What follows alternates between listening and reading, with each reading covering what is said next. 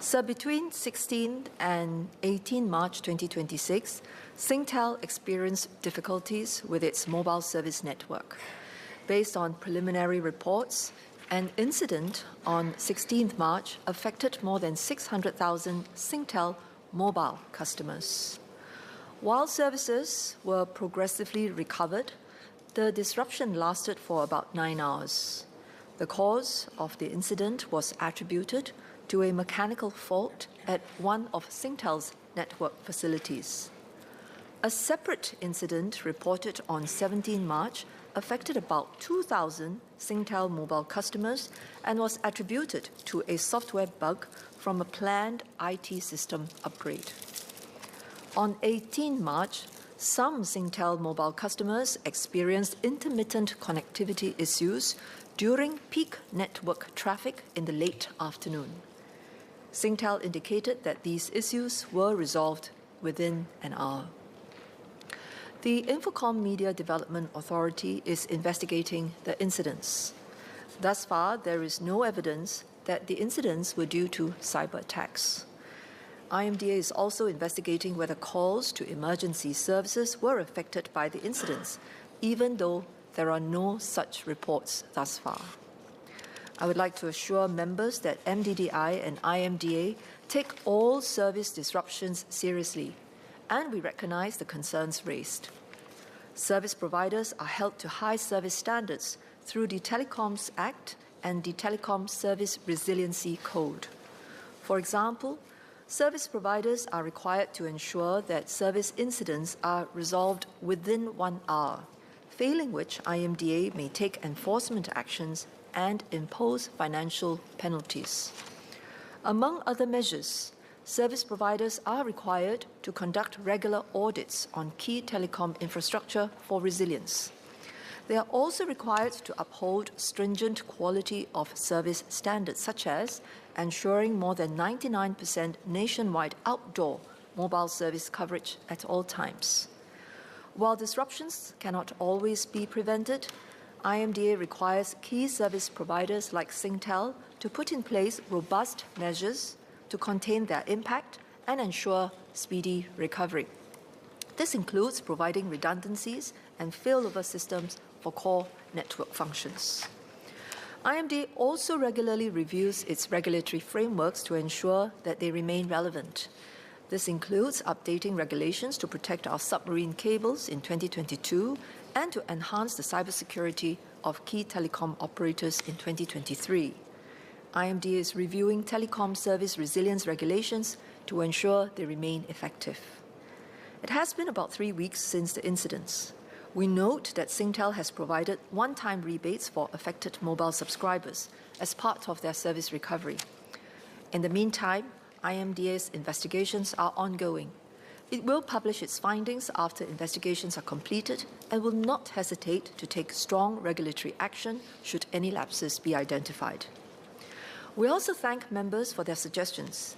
These will be assessed for the ongoing review of telecom service resilience regulations, together with other suggestions that IMDA or the industry have put forward.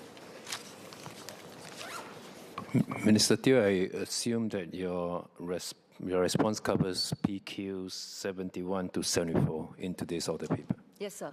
Thank you. Mr. Angweno. Thank you, speakers. Thank you, Minister, for the comprehensive reply. Can I just ask further clarifications? The 3 incidents of Singtel disruptions, it was reported by the press that it was totally unrelated. What was the preliminary investigation based on the finding of MDA? And secondly, did IMDA or MDDI require the Singtel to do the compensation as what they had done as service recovery, or is purely your own effort? And thirdly, will the service recovery be part of the requirement by IMDA or MDDI for other telcos with similar incidents? Thank you. Minister Teo. Mr. Speaker, I thank the member for his questions. Because investigations are still ongoing, I will not want to prejudge the outcome. We don't rule out entirely that the incidents are related in some way, but the extent of the relations is yet to be firmly established, so it's better to let the investigators complete their work. But it is clear, however, that for now, there is no evidence to suggest that any of the incidents that have been reported were cyber-related. So that part, I think, is clear. As to the question that the member raised about the compensation, this was done on Singtel's own volition. Around the world, if you look at various jurisdictions, we do not know of anyone that require telcos to make compensation for service disruptions. Part of the reason is because in most markets, telecom services are quite competitive, meaning that from the provider standpoint, there is an interest on their part to maintain goodwill with their customers. And so in this instance, Singtel has decided that the service disruption lasted long enough. It impacted a wide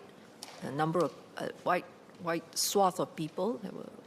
Many of their customers were inconvenienced, and they decided that they would offer a one-time rebate as part of their own service recovery. Mr. Melvin Yong. So I thank the Minister for her answers. I have two questions. First, whether IMDA currently mandates stress testing or simulation of failover systems under peak or adverse conditions, and if not, whether such requirements will be introduced following IMDA's review. Second, even if such continuous incidents are infrequent, the impact of such disruptions on both consumers and businesses is significant, and I feel there should be greater safeguards. So will IMDA consider introducing more stringent resilience benchmarks on the telecommunications companies? Minister Teo. Mr. Speaker, the short answer to the member's question is yes. The stress testing obviously has to take place.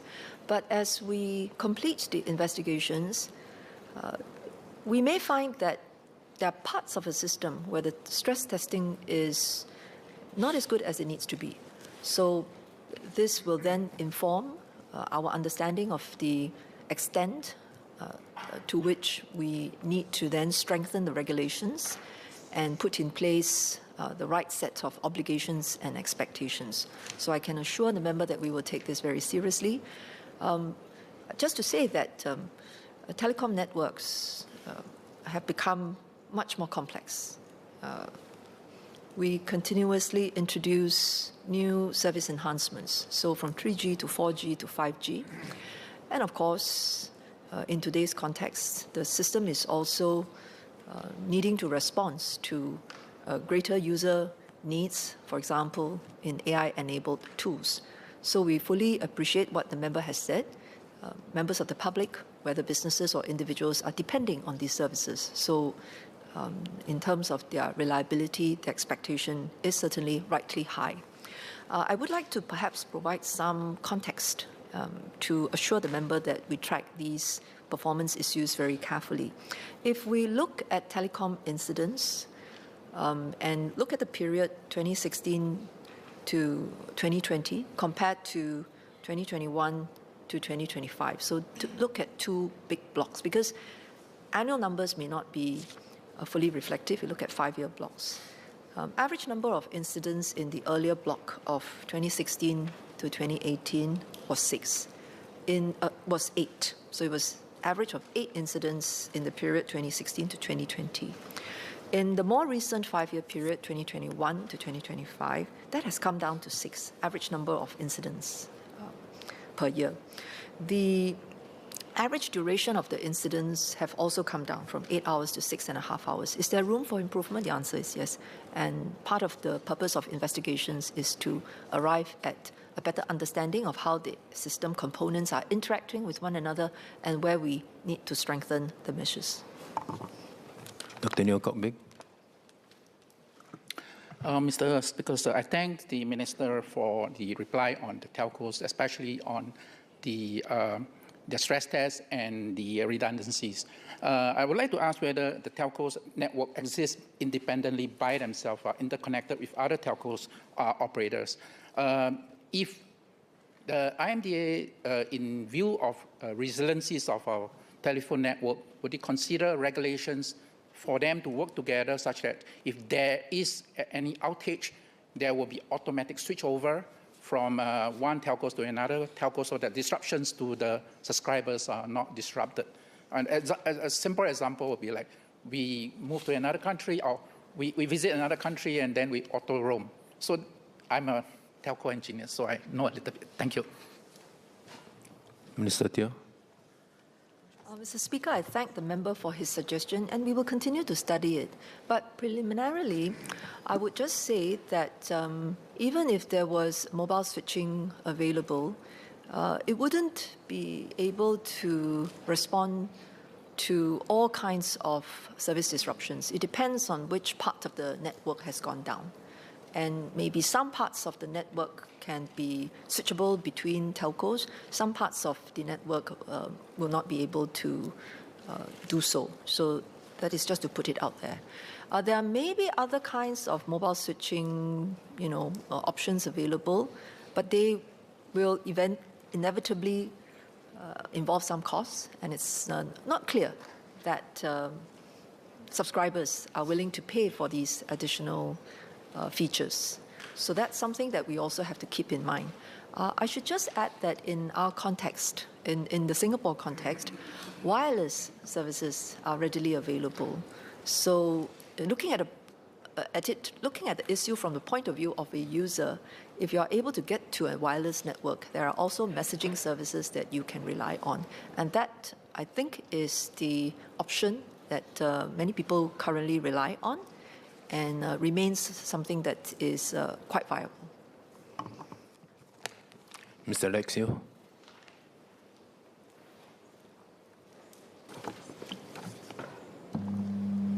Sir, I thank the Minister for her answers. I just wanted to ask the Minister, I think for outages, as we have spoken in this House, I think consumers and businesses are most affected. And one of the things that I think if you hear from the ground is that there is no real-time live information on how long the outage is going to be, what is the reasons for it, and so on. And I understand, like in Australia, they have a live outage register. Would the IMDA consider mandating telcos to provide real-time live information whenever any of these outages occur, rather than for consumers and businesses to wait for them to issue a press statement before finding out more information about these issues? Thank you. Minister Teo. Mr. Speaker, I think service providers can certainly improve the timeliness of their updates to their subscribers as well as to members of the public. Today, quite a lot of the information on outages is crowdsourced. There is something called down detector that people very frequently refer to. By and large, it's quite reliable and gives a very good sense of what's going on. But I take the member's point. In terms of our investigations, in terms of how we assess the incident response or the incidence responses by the service providers, we will also look at how well they have done in terms of communicating with their subscribers and members of the public. Last SQ, Mr. Jerogiam.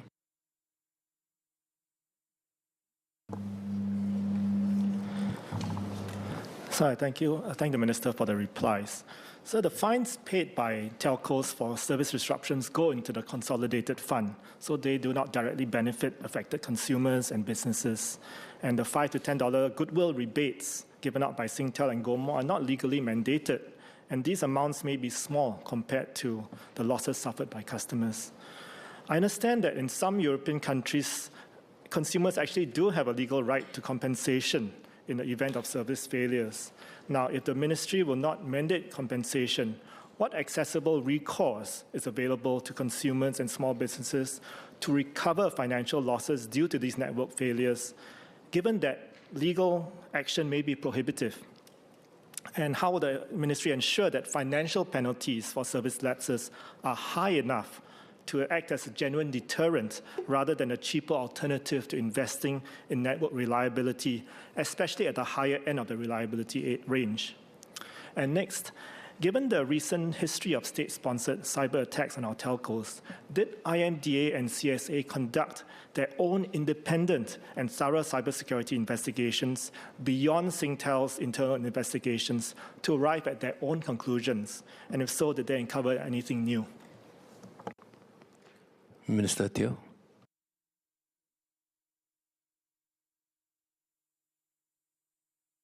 Mr. Speaker, the telco service providers have different commercial arrangements.